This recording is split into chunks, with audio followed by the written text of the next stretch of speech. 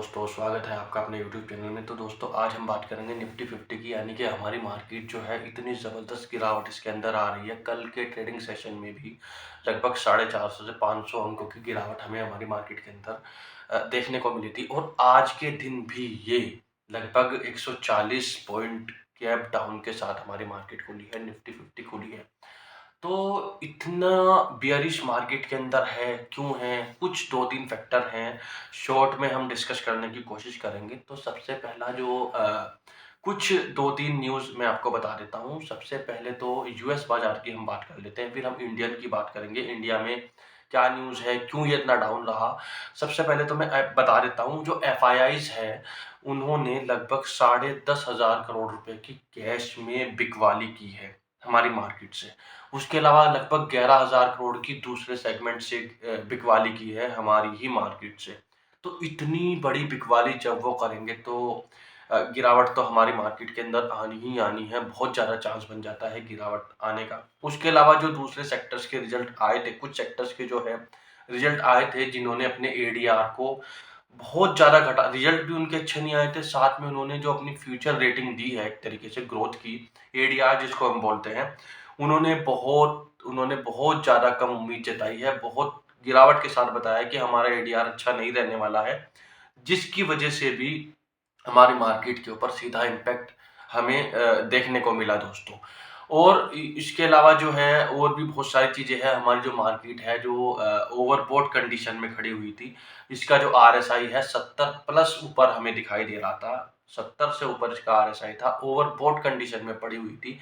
उसकी वजह से भी सीधा-सीधा इम्पैक्ट हमें देखने को मिला था हमारी मार्केट के अंदर, जो ओवरबॉट कंडीशन में थी, जिसके अंदर गिरावट आनी तय थी। बहुत ये ना माना जा रहा था कि गिरावट तो उसके अंदर आएगी आएगी। और पिछले यूएस बाजार में हो क्या रहा था, यूएस में अगर अमेरिका की बात करें तो वहाँ पे बिक्री जो है, रिटेल बिक्री में काफ़ी गिरावट देखने को मिली। और दूसरी जो दरें हैं, उसमें काफ़ी नेगेटिव न्यूज़ निकल कर के आ रही थी, ये दरें लगाने वाला है अमेरिका, ये न्यूज़ आने वाली है। तो अब हो क्या रहा है, जैसे कल से पहले जो अमेरिका के बाजार थे वो लगातार काफ़ी नीचे, काफ़ी गैप डाउन होकर वो खुल रहे थे, काफ़ी गिरावट के साथ वो बंद भी हो रहे थे। लेकिन अभी जो आंकड़े आ रहे हैं, जैसे रिटेल बिक्री का जो मैंने बताया, जो आंकड़ा आया है उनका, काफ़ी मजबूत, काफ़ी स्ट्रॉन्ग आया है। उसके अलावा जो और दूसरे आंकड़े आ रहे हैं वो काफ़ी मजबूत आ रहे हैं, जिसकी वजह से कल के दिन जो है अमेरिका का जो बाजार है वो सपाट बंद हुआ है, यानी कि एक पॉजिटिविटी बाजार के अंदर आ रही है।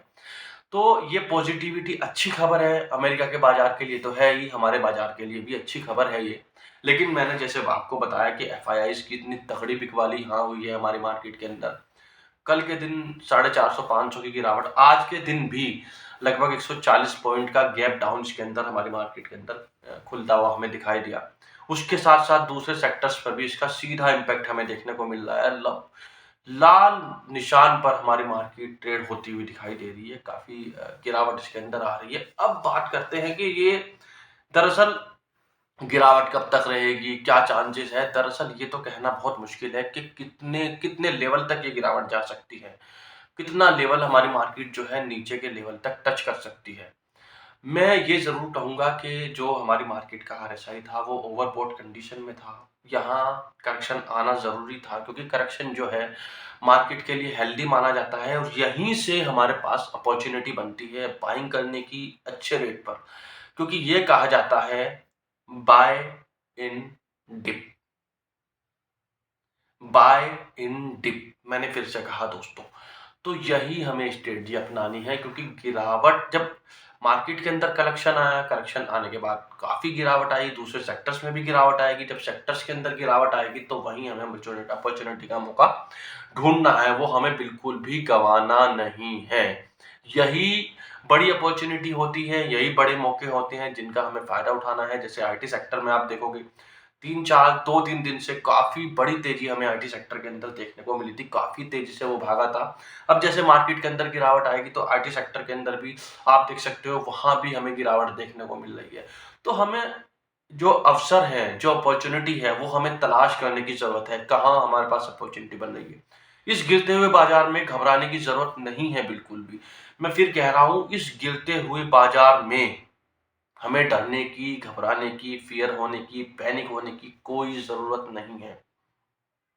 निडर होकर के खेलिए, टेंशन फ्री होकर के खेलिए, अपने पैसे को बचा करके रखिए डीमैट अकाउंट में, ताकि जब आपको एक बढ़िया मौका मिले, बढ़िया अपॉर्चुनिटी मिले, वहाँ आप सीधे तौर पर धीरे-धीरे छोटी-छोटी क्वांटिटी में एंट्री कर सकें।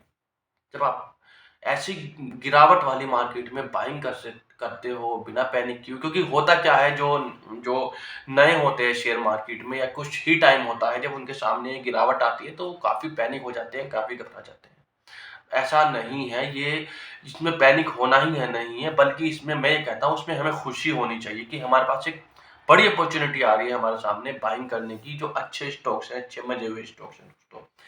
तो ये तो थी यूएस बाजार की, मैंने कुछ डेटा आपके सामने रखने की कोशिश की। अपना जो बाजार में क्या स्थिति है, क्या गड़बड़ हुआ, तो ये हमने स्थिति आपके सामने रखने की कोशिश की।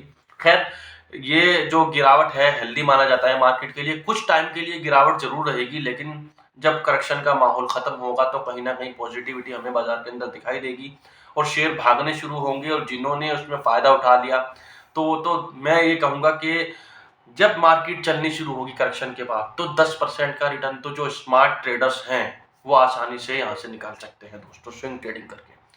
और हमारी ऐसी ही वीडियो पाने के लिए दोस्तों, हमारे लिंक मैंने टेलीग्राम का भी दे दिया है, व्हाट्सएप चैनल का भी दे दिया है, जाकर के ज्वाइन कर लीजिए। इस तरह की स्ट्रेटजी को, स्विंग ट्रेडिंग स्ट्रेटजी, क्या करना है मार्केट में, किस तरीके से स्ट्रेटजी अपनानी है, वो सारी चीजें हम डिस्कस करते हैं। तो लिंक मैंने वीडियो को डिस्क्रिप्शन में दे दिया है दोनों का, जाकर ज्वाइन कर लीजिए दोस्तों। और मेरी वीडियो यहीं तक थी, जब तक के लिए गुड बाय दोस्तों।